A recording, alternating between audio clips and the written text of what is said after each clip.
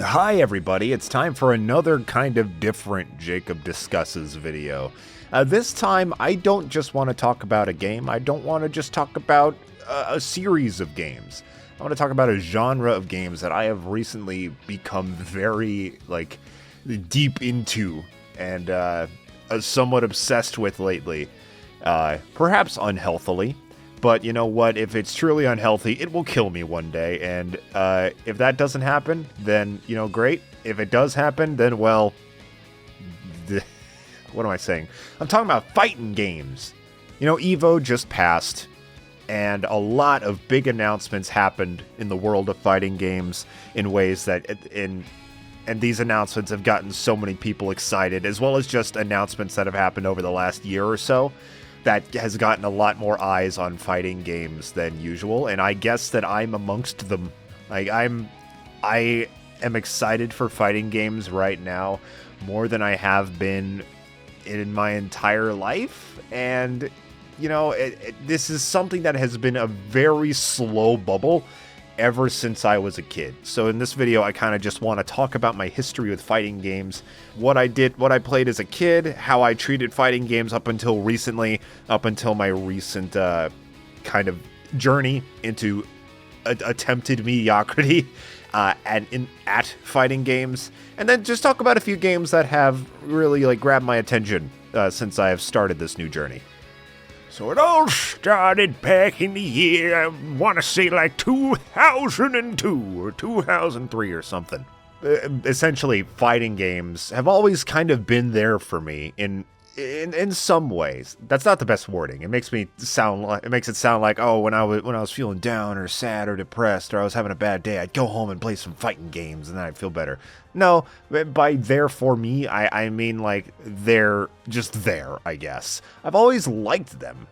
I remember as a kid, there's a few particular games that I really spent a shitload of time on, mostly in the single player. That is Soul Calibur 2 and 3 and Tekken 4.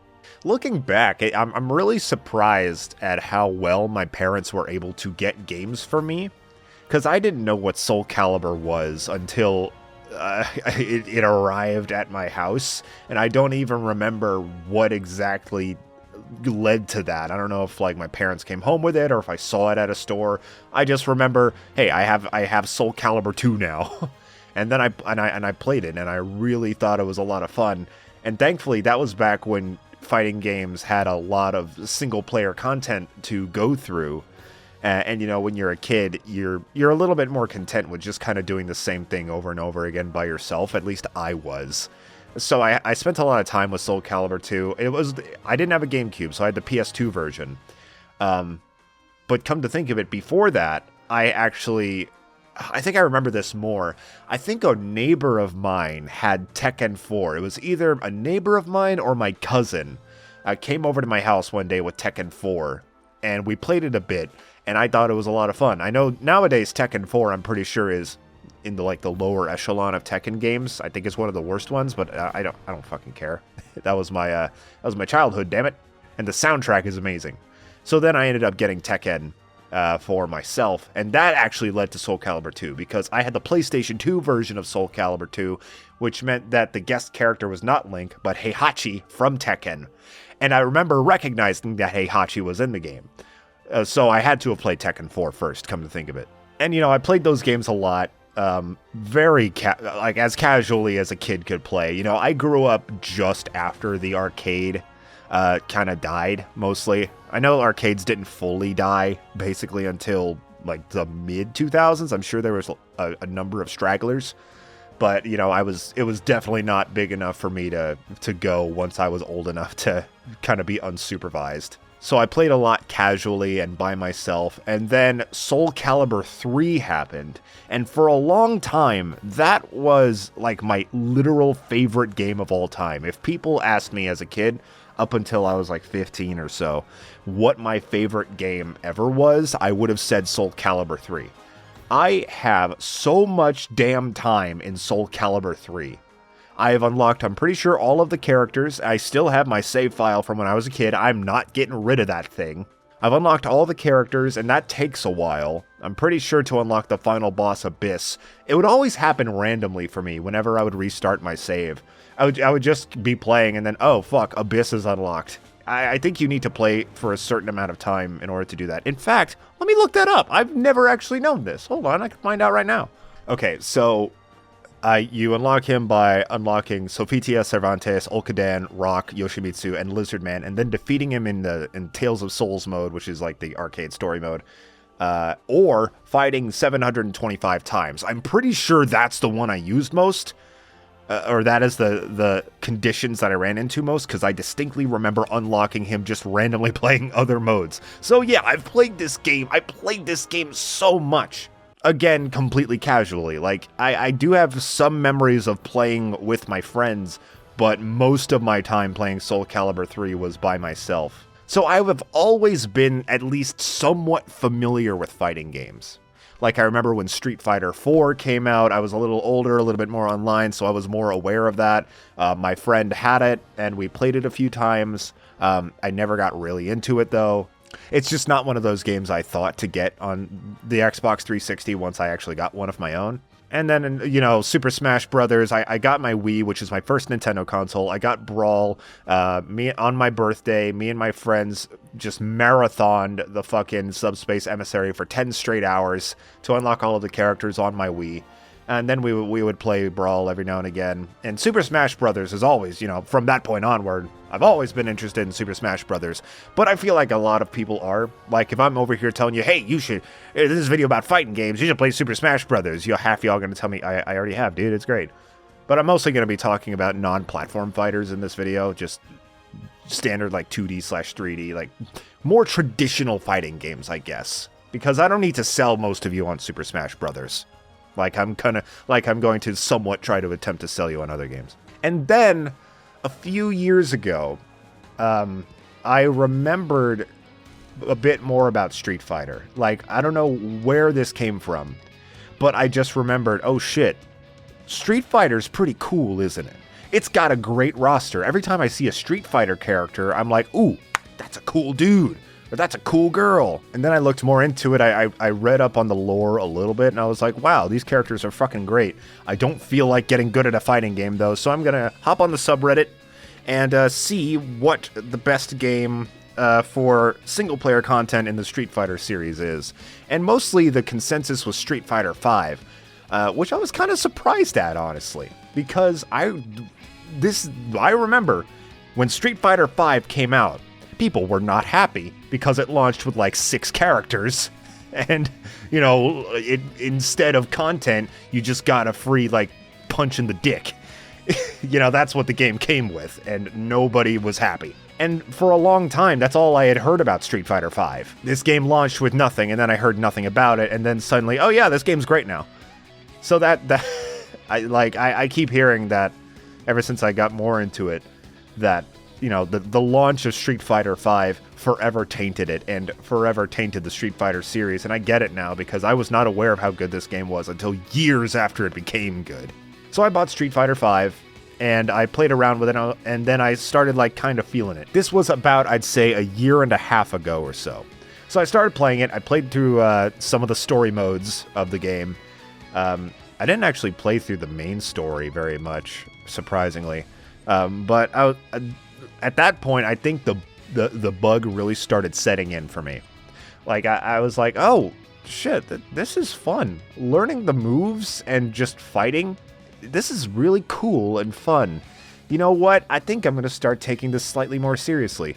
And then I did a little bit. I bought a fucking Hori arcade stick pad, which was not cheap, but thankfully it's built like a fucking weapon. Like, you could kill someone with my Hori Real Arcade Pro 4 that I have. So it definitely feels like something I bought for as much money as I did. And then that just felt so much better for a game like Street Fighter with its 2D playing and inputs and shit. And then, great, this is a lot of fun. I'm gonna keep playing this. And then I stopped. And then my arcade stick gathered dust for like a year. And then I really think that this was the main catalyst. I started listening to the Castle Super Beast podcast at work, hosted by, you know, Wooly and Pat of Super Best Friends, formerly. And if you know Wooly, Wooly likes him a fighting game. Not only does he like him a fighting game, he likes it when people are interested in fighting games or become interested in fighting games. Dude is incredible at this. And this is where I started kind of falling into the realm of, I guess the opposite of a gatekeeper, like someone who like a gatekeeper for a fandom, which every fandom has. Fighting games have that too, of course. I guess the opposite of that would be ambassadors. People who are just really enthusiastic about getting people into their hobby so that more people can experience it. It reminds me a lot of skateboarding. I was into skateboarding for a while, and I tried skating myself. I just don't think I'm in good enough shape for that. Thankfully, fighting games don't require a lot of physical prowess, so it was a lot easier for me to get into. Wooly, and then I started watching some of Maximilian Dood's content.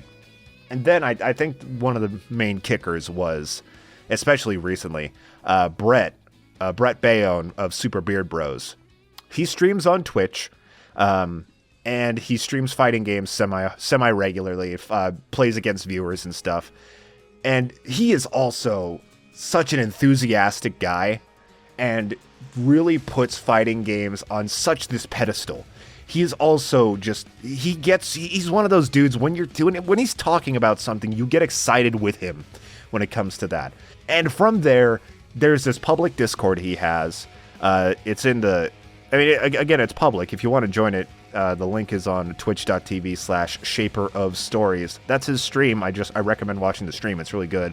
But the Discord's there too, if you're interested in just meeting a nice small community of people who are really into fighting games. And that helped a lot because, playing against the computer, playing against, people online, randoms, it's one thing. It's another thing to hop in a Discord call and fight the same person over and over again, even if they're way better than you and you get your ass whooped. It's just fun to have that connection with somebody. And that's where I'm like, I want to play every fighting game ever made and just have a ton of fun with this. And that's kind of where I am today. I think about fighting games a lot, and every time I hear some news of a new fighting game, or if I hear about like a fighting game that's coming out soon or one that I never heard of that may be a little cheap, then I'm like, oh, I'd love to give this a try. Maybe I'll find a new favorite. That's the kind of fucking place that I'm at right now. I'm so excited that I started this journey, All of that said, I am definitely the kind of person to have an obsession for like a month and then just completely drop it. But I feel like this is different because video games have always been there for me. And this is just, in the end, it's just another genre of video games. Will I keep like pursuing this until I'm as good as I want to be at a fighting game? I don't know. Probably not. But I feel like whenever like a new fighting game comes out that catches my eye, I'm going to pick it up. I feel like my appreciation of fighting games is going to kind of stick with me for a long time here on out. And that is really exciting to me because it's got such a community to it as well. I feel like I can meet a lot of cool new friends through this hobby. And I feel like I already have. There's some really cool people in that Discord that I joined, and playing with them, even though again, a lot of them have been playing fighting games for way longer than me. One of them went to Evo, actually. They didn't make it a top 8, obviously, but he did. I mean, just having the confidence to actually go to Evo and compete in any way, that says something about your skill if you just think you're ready enough. That's pretty cool. But yeah, even getting my ass whooped, because I learn a little bit more every time I play. And that itself is something that's exciting. Because if you really dedicate yourself to it, learning it becomes really fun. People are intimidated by fighting games because, I will say they've been hemorrhaging single player content for decades now. Like every fighting game, it feels like comes out with less and less single player stuff. And I feel like it's only recently that's been starting to change. And people don't want to spend a bunch of money, go online, which is the main, crux of these fighting games, and then just get their ass beat. That's not fun to a lot of people. But to those people who may be interested in fighting games, give just practicing a try. Practice, look up some tutorials even on the character you want to learn, because that's what I did with Street Fighter. and just figure out how you can, just improve incrementally. You're still gonna lose a lot. So if losing just makes you feel like total trash, no matter what, I understand that entirely. But what I did at that point, because for a while that is how I felt. Losing sucks. And I just kept focusing on the fact that I was losing. But a few things helped me with that. First of all, I practiced offline way too much because once I started getting really into Street Fighter, I didn't have a PlayStation Plus subscription, so I just played offline a ton. So I gained some skills from that, so I didn't lose as much online. And I'll get into that a little bit more later. But my piece of beginner advice I can give is to relish in small victories. Set a goal for yourself in a match, even other than winning, and try to do that. Try to see if, I want to survive this long. I want to get my opponent's health down below this level. I want to land this combo that I've been practicing in training mode. Little victories like that. And that is something that helped me a lot when I was first getting online and having trouble like defeating people. And it's gonna take a while before you really have the fundamentals down. But if you again focus on those small victories and try to be that kind of person that just loves learning and loves tiny incremental improvements, then at that point, that's when you can start really enjoying a fighting game.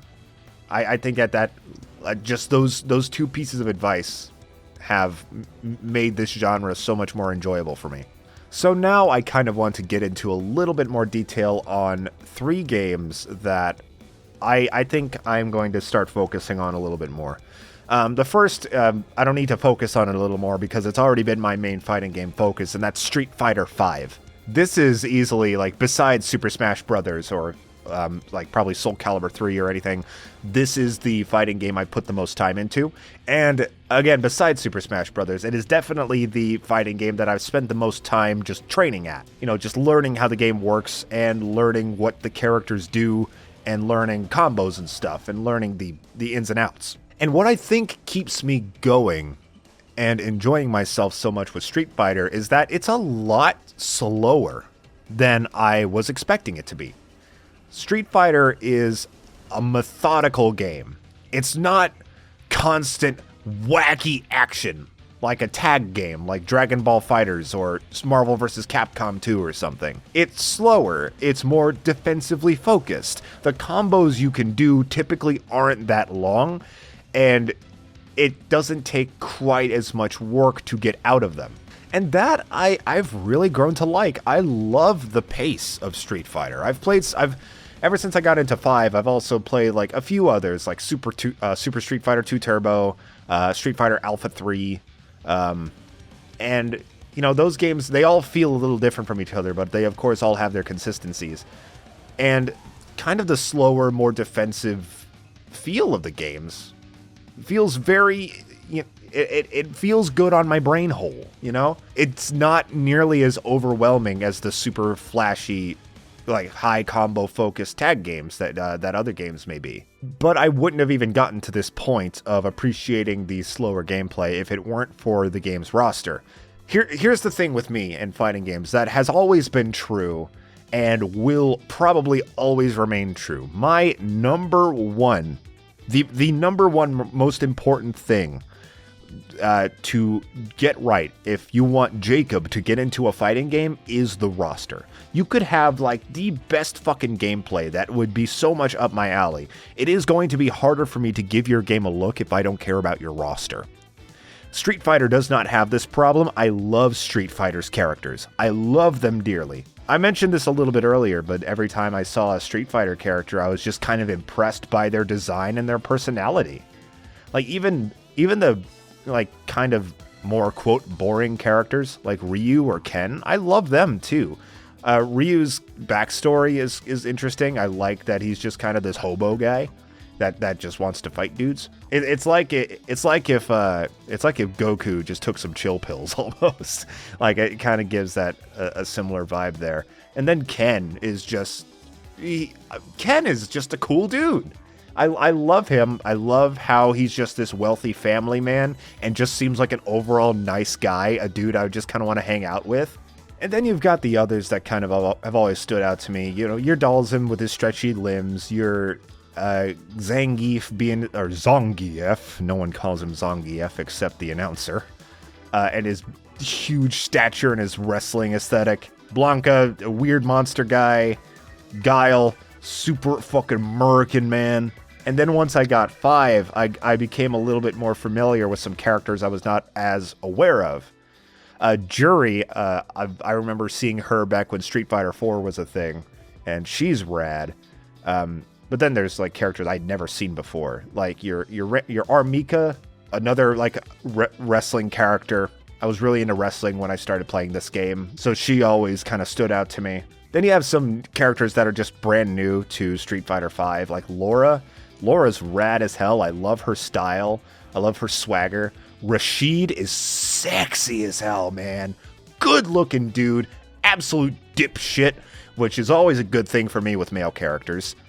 But god damn, he's good looking. But I was always attracted most to Cammy as a playable character. First of all, I love her design. I love her just kind of cool and calm demeanor. But she could be like excitable and cute when she wants to be. I assure you there was nothing about her outfit that drew me to her at all. Get those thoughts out of your mind because they weren't true. It's not true that Cammy's like leotard with her fully exposed ass. It's not true that I even thought about that for even a moment when I was selecting Cammy as my main. It was mostly, of course, her simplicity. She is a very simple character to play. She doesn't have any weird tech. She's not like fucking Minot with her ball and her weird abilities. She's, a hand-to-hand fighter, really close combat. Most of her abilities, they make sense. Quarter circle forward, she does a drill. Her DP move, she kicks upward and it launches you up a bit, or it can stop an opponent in the air. She's got this one move where she like somersaults behind somebody, or she can twist like with her V skill and swoosh behind someone too. She's very mobile and very simple, and she's the character I put the most time into, to the point where I'm intimidated to try anybody else. But I will one day. I'm very interested in playing as like Sakura. She seems like a lot of fun. I fiddled with her a little bit. And Ibuki. I played Street Fighter 3 Third Strike for like a minute, and I tried out Ibuki, and she was a lot of fun. She plays a lot differently in Street Fighter 5, but if I wanted to play as somebody else, I'd probably pick her. Then there's G. This whack Abraham Lincoln dude. He is a character I want to play just because of his entire conceit, how he's the world president and he looks like that and he talks like this, like a man from the 1800s. Like, he's so fucking strange. I have to learn how to play as him. And something that helps the roster as well is Street Fighter's style. I would describe it as malleable because there are some cases where, its style is a little bit more reserved. I would never call it like grounded or anything, but there's, over the years, as I kind of explore other Street Fighter games, the style has gone from varying levels of flashy, and it never feels wrong. Your Street Fighter 2 style, it's just a little bizarre, cartoonish fighting characters. And then you got something like Alpha, which is a lot more flashy and a bit more anime styled. Third Strike, which had this hip hop influence.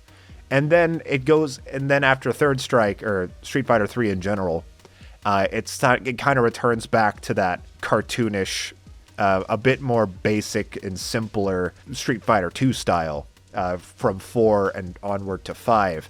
And then there's 6, which has this more realistic art style, but also all of these flourishes and this further hip-hop style that it's having. It's a very malleable system that can have varying levels of acceptability.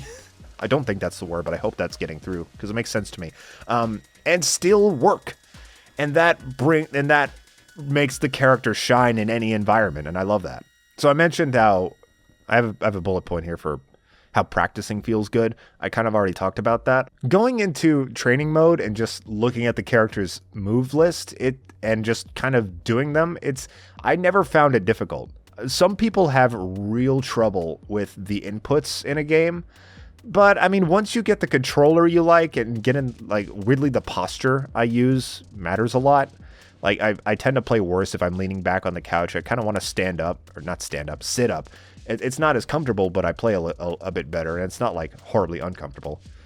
Once you get into your groove, doing those inputs and doing like all of the moves that your character could do, at least with a simple character like Cammy, it was never too difficult. And then from that point, just beating up on a training dummy, figuring out what works into what, it's not really, like, people are intimidated by it, but once you actually do it, you realize, oh, this isn't so bad. Learning the real optimization of it takes time, but just getting, like, your feet wet with a character isn't so bad. And don't be, and I wasn't afraid to look up tutorials. I'm going to give credit to this guy. Hold on. There's this fighting game guy named Ceelows, Ceelows, who has this really in-depth Cammy tutorial. It's like 4.5 hours long. I've not watched the whole thing, but it kind of just shows you the techniques to use with Cammy when you're playing online. Like because in ranked, you go from rookie all the way up to diamond, and you know, you're going to see a lot of varying skill levels and varying techniques employed on your way up there. And I've only watched up through bronze because that's as high as I've been able to make it. I'm still not great at this game. But my point is, don't be afraid to look up tutorials about the character that you want to learn. Because ever since I watched that tutorial, I've been playing a lot better and I've been winning a lot more. And speaking of playing online, I've been doing it a lot more consistently, both in that Discord I was talking about, as well as just playing against random people. And thankfully, with a game like Street Fighter, it is big enough and it has a wide enough audience that you can hop into ranked, only ranked, please. Casual is not the best place to find matches of a similar level to you. But when you hop in ranked, you have a good chance of fighting some people who are more at your level. I found that the game is really good at matching you with people of a like skill. You know, I have run into some people where it's like, oh, he's been playing for like 2 hours and he knows so many fucking combinations and and he is just whipping my ass even though he's still in rookie. Perhaps are you smurfing? Yeah, I run into that every now and again, but most of the time I feel like I at least have a chance to beat these people. And what I'm surprised by, I kind of went in with low expectations for how I was going to succeed. But I mean, I've been playing okay. I've won, I think last time I played, I had won like 30-something matches out of, you know, over 100 that I've played. You know, I'm still in the red. Don't get me wrong. I've still lost a lot more than I've won. But again, it's that thing about small victories. You know, in this case, literal ones. Like if you win a few fights, then, you know, feel great about that. Feel that, yay, I'm making progress. If you can beat anybody online, then I'd say you've got a chance to go further, you know? And I'm kind of sticking to that. I feel myself getting better the more I play, and the more times I win online, I'm like, oh, this feels great. And then if I lose, I usually put up some level of fight, unless again, I'm either playing against someone who's obviously smurfing, which does happen like more often than I'd like. Or if I'm playing against a character, I have absolutely no idea how they work, because Street Fighter V has a huge roster with a lot of very diverse characters in terms of their mechanics, and I don't know what all of them do yet. So that's mostly Street Fighter V. Fucking, I love this game. I hope to play it a lot more, at least until Street Fighter 6 comes out, and I'm going to talk a little bit more about Street Fighter 6 later. I've got like a small topic section here where I'm going to talk about a few fighting games in a lot less detail. But now that I've talked about the game that I've spent the most time on, I want to go over a couple of games I'm a little bit newer on, but I want to try to play more. The next is going to be Skullgirls Second Encore. Skullgirls is the quintessential indie fighting game. It's been around for like over 10 years now, and I feel like it's one of those indie games that I feel like everybody who's into video games has at least heard of, you know? It's gotten so big, and this year, for the first time ever, it was on the main stage of EVO, which is really great. Especially, you know, one of the main guys who ran Skullgirls had some shit with him. But, you know, I think that everything was handled about as well as it could. He was basically, he doesn't work on the fucking game anymore, and everyone is very okay with that from my understanding. It's basically entirely changed developers, which I feel like would kill a game, but I feel like it's only like increasing in momentum ever since that happened, which is awesome news. You're always happy to hear that when, you know, a game goes through something with one dude who could ruin the whole thing, but then it keeps on living beyond that. It's always good to see. On top of being a really good fighting game, you know, the roster and style are obviously the main things that people see about the game, because the game is it's 2D animated and it is goddamn beautiful. Such incredible fluid hand-drawn animations in this game with really unique and creative characters. So striking, and really something that anybody who likes how this game looks can appreciate, because there is also a pretty in-depth story mode with a lot of voice acting and little scenes to play through. I've only played through one character story mode, but if the rest of the character story modes are like this one's was, I played through Peacock's first, then yeah, it's gonna be a lot of fun to play through the rest of them as well. So you've got your single player content for people who just like, you know, what the game looks like and don't really intend on, you know, just practicing at it and just want to play it. So this is what I would call a tag fighter, and what a lot of people would call a tag fighter, where you can have a team, and it's a lot faster paced, and is a game I'm much worse at, usually. You know, after saying how much I liked the slower pace of Street Fighter, this is like the complete opposite. Skullgirls is fast. It is fast, it's furious, and because of its team mechanics, you may be incentivized to have to learn multiple characters. But this game does something genius that I've never seen before. It lets you kind of pick how deep into the team stuff you want to go.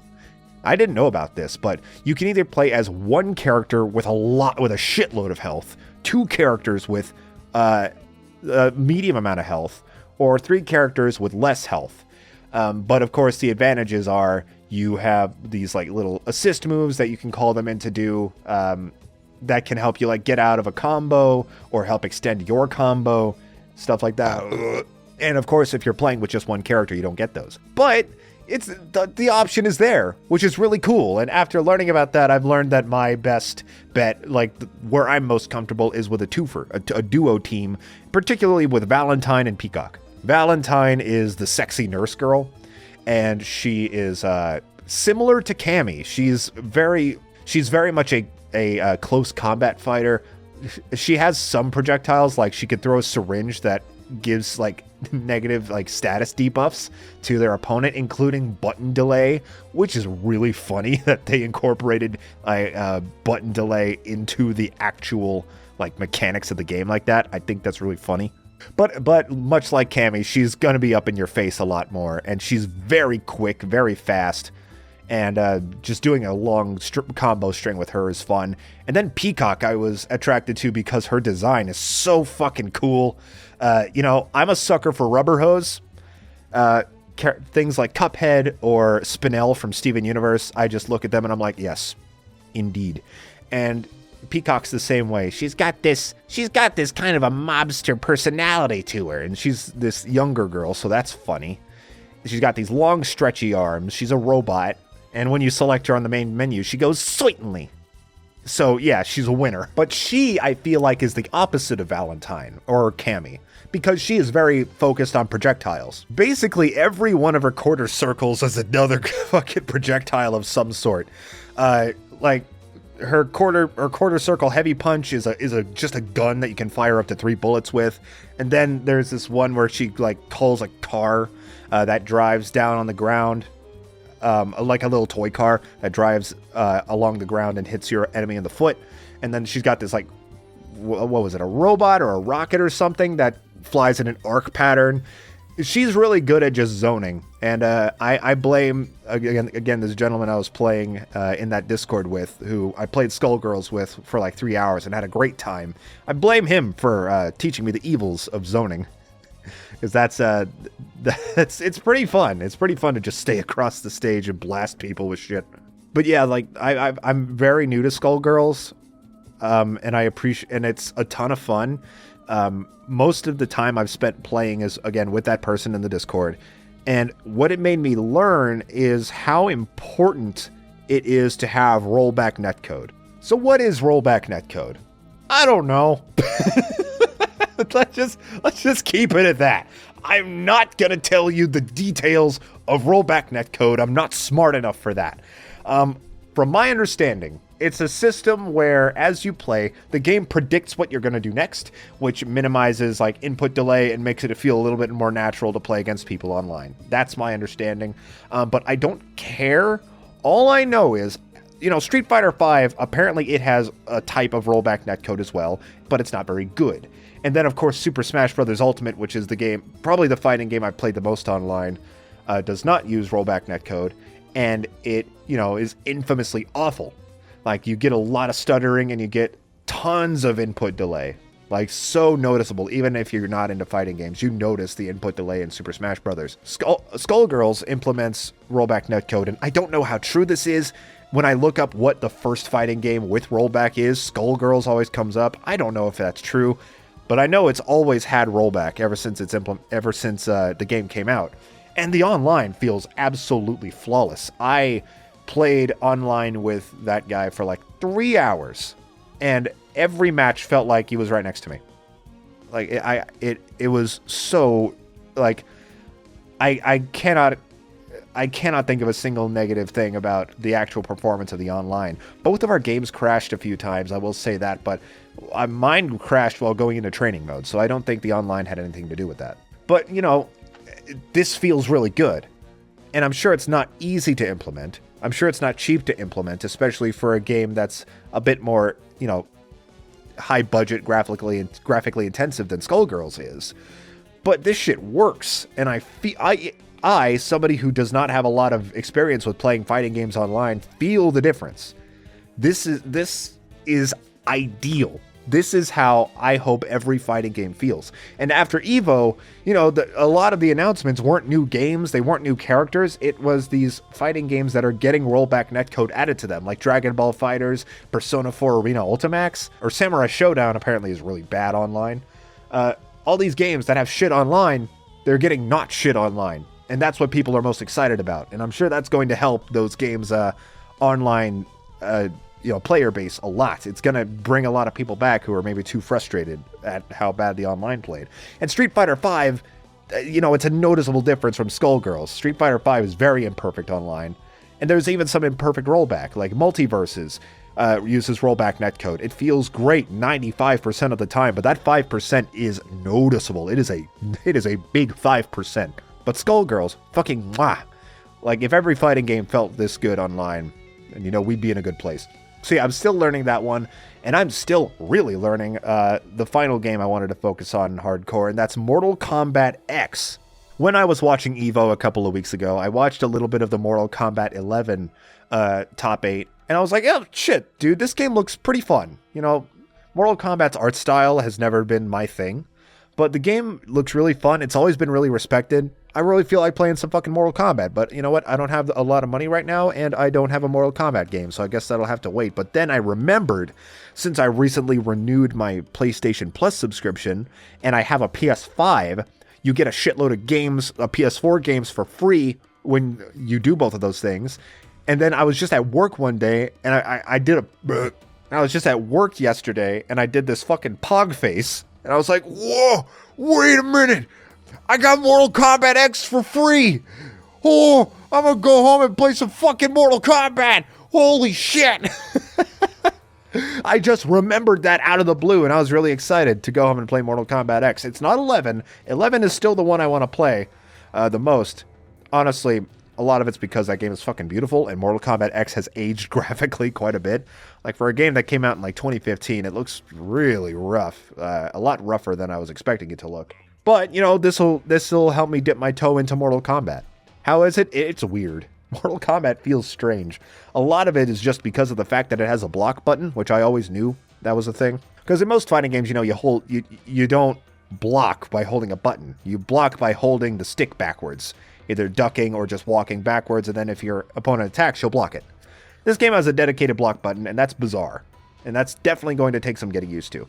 The game also feels a lot heavier. Like, the moves are very impactful, and they come in short bursts, from what I can tell.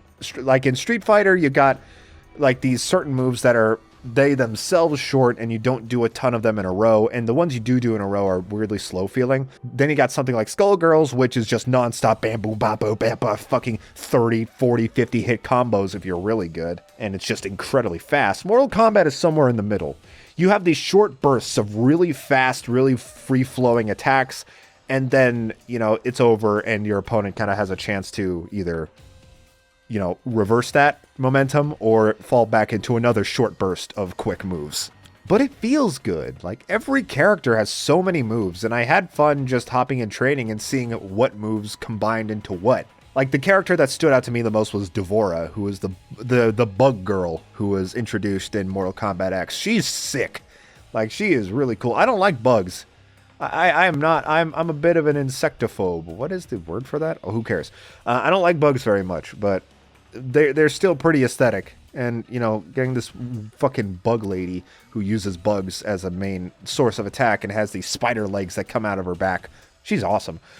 She has this one move, back quarter circle, on PlayStation, where she, like, unleashes her, like, one of her legs and stabs you 3 times, like, shink, shink, shink. And I spent, like, 30 minutes just figuring out how I could implement that specific move into different combos, especially in ways that I could juggle people. Because another difference between Mortal Kombat and Street Fighter is, you know, you can't really juggle people in Street Fighter. If someone jumps in the air, you may be able to get one more attack in, but they fall so quickly that you can't really bounce them in the air like you can in Tekken or something. Just figure out, like, combos that I can use to launch people in the air and then do my shink, shink, shink spider leg move. I just spent time learning that. That's really, it felt so satisfying to figure out what I could lead into that move. It's really cool. And Devora is fucking cool. But I literally, as of recording, just started playing Mortal Kombat X yesterday. So I don't actually have a ton to say about it. So it's still early days. And I would still like to pick up Mortal Kombat 11, particularly the Ultimate Edition that comes with all the DLC and shit. And then start learning that. But Mortal Kombat X, remembering that I have this free game, has really, you know, dipped my toes into Mortal Kombat, and it's something I want to pursue a little bit more. I play some games with people.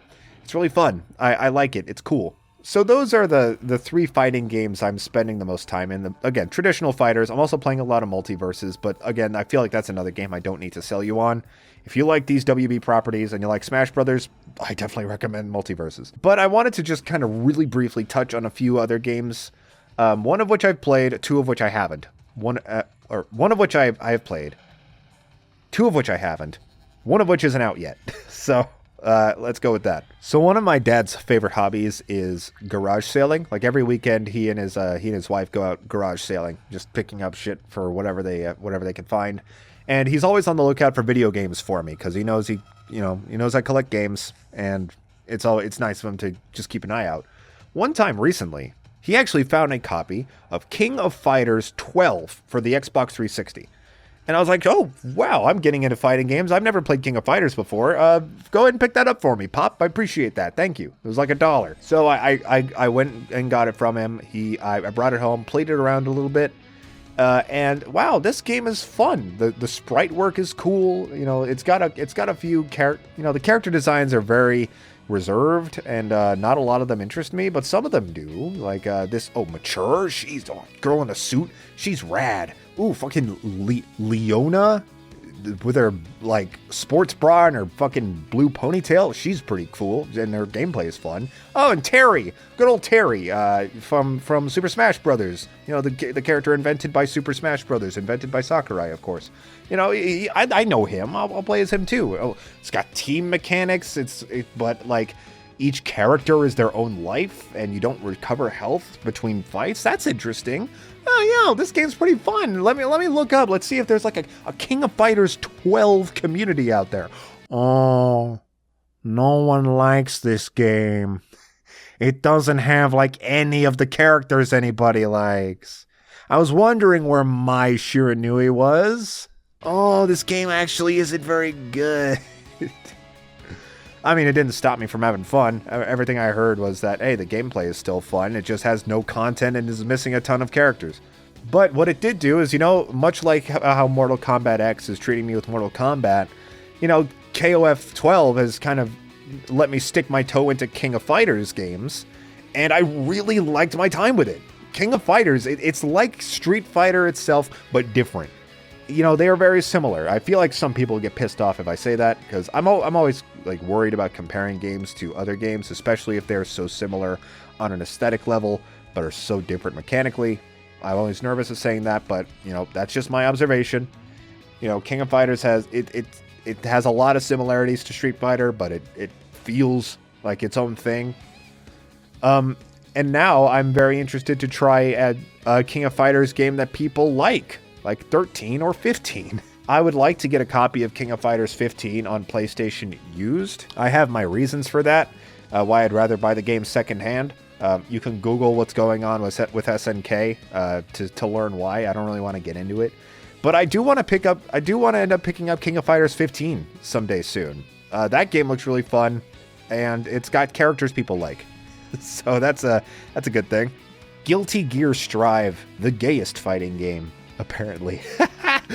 This game looks sick as hell. I need it. I need Guilty Gear Strive. I've been vaguely aware of Guilty Gear for a few years now, but dude, like, it's, you know, I'm involved. I follow a lot of people on Twitter who are very involved in queer circles. I myself am pansexual, so Guilty Gear has made a lot of that community very happy in recent years with the reintroductions and further, you know, clarification on the identities of characters like Testament and Bridget. Testament is non-binary and sexy as hell. Bridget is a trans girl and cute as hell. And Bridget herself looks like legitimately fun to play. Beyond the fact that she's trans, she just looks fun as well. Testament looks a little complicated. I don't know if I could play them so much. But goddamn, this game is fucking styling as well. Styling, gay, looks really fun, doesn't look supremely complicated or too over the top for my brain to understand. And I can't pick that game up sooner. I need the money first, but I'm getting Guilty Gear Strive someday soon, I swear. And I'm going to play the shit out of that. And finally, upcoming Street Fighter 6 looks so good. This must be a really good feeling for longtime Street Fighter fans, especially after the shitty launch of Street Fighter V, Capcom having a lot of other fighting game flops over the last decade, like Street Fighter Cross Tekken or Marvel vs. Capcom Infinite. You know, it must feel great to have a Capcom fighter coming up that people are just legitimately excited to play. But Capcom's just kind of been on that roll. Like with series like Resident Evil and Monster Hunter and Devil May Cry, Capcom has not done a lot wrong in the last few years. And, you know, that goodwill is carrying into their fighting games because Street Fighter 6 looks incredible. It's another one of those things where it's got such a different style and it feels so much more flourished and, you know, a bit more exaggerated than Street Fighter V did, despite its more realistic art style.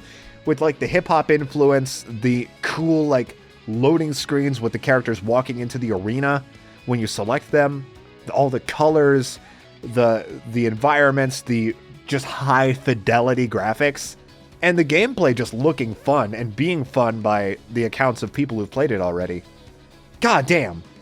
It's too far off, man. It's still like a year away, and that's if it doesn't get delayed. Oh, I need Street Fighter 6, dude. I am going to be thinking about that game consistently until it comes out. I can't wait. And I can't wait to keep playing some fucking fighting games. Picking up, like, new fighting games, maybe ones I never heard of before. Seeing if they're fun, seeing if there's a community around it, and seeing if there's people I can play with, like, online or maybe even around where I live. Fighting games are cool. Fighting games are fun. And if you want to try, but are intimidated by fighting games, I really recommend just giving it a shot. If, you know, maybe you won't like it, and that's fine. Maybe you'll be like, practicing is too time consuming. You know, I'm too affected by losses, and it ruins my fun. I get it. I totally understand that. And if that's the case, that's a shame, but I get it. But if you're not sure, if you think those are some obstacles you're willing to kind of get over, if you want to be able to, if you find fun in practicing, if you can get past losing every now and again, or even a lot, find a fighting game where you like the roster or the gameplay looks fun, pick it up, give it a try, hop in training mode, learn what your favorite character does, and see what you can do. This is such a fun new pastime I'm getting into, and sweet Jesus, Jacob's brain, keep me on this. Please let me not fall out of this like I do with all of my other interests. I want that so bad. And it's just so good. So I'm so happy that I've been playing these. I think about them a lot. Playing them feels good for the most part, except when I get frustrated. I still get frustrated and I have to step away. But just good stuff. Good times, good genre, good community. Thank you all for watching. I just wanted to hop into this, just chat about fighting games for a minute. And hopefully I convince maybe a couple of you to pick up a fighting game, give it a try. And if you do, let me know. Let me know. You can join the TheStrawhatNO /Thornbrain Discord by donating to Thorn's Patreon. I don't get anything from that, so I'm just like, hey, join the Discord, play some games with me if you feel like. So yeah, thank you for listening, and see you in the Punch Realm. I guess that's what I'm calling it. Bye!